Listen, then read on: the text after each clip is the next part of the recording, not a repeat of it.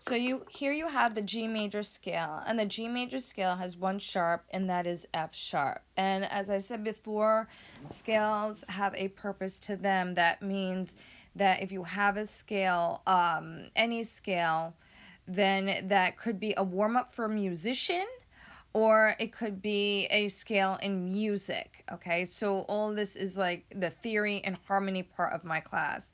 So what you see here is a G major scale ascending and your treble clef staff.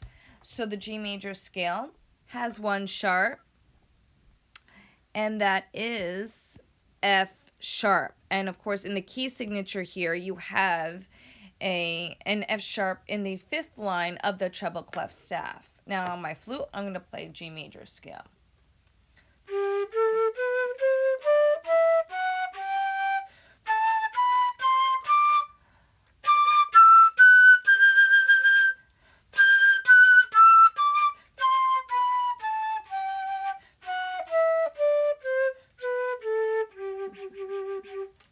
So that is the sound of a G major scale on flute. Now also you see these Roman numerals.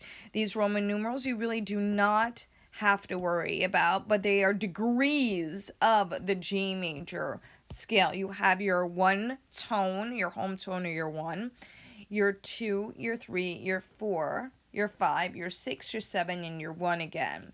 Now, in order to because this is a one-on-one class, I'm just going to tell you the degrees, and I'm not really going to bog you down with detail after detail after detail about these degrees in this scale. Not that you can't handle it, but because it took me like 4 years to learn what a degree actually meant, and a half a degree versus a quarter degree versus a whole step and a half step.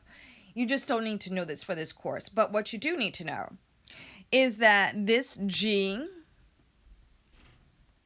right, and the top G are two the same letter notes, right? But they are two different sounds because they are two different octaves. So the bottom G I'm going to play first,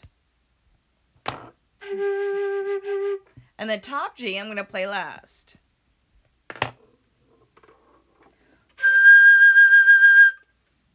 And then I'm going to play it reverse.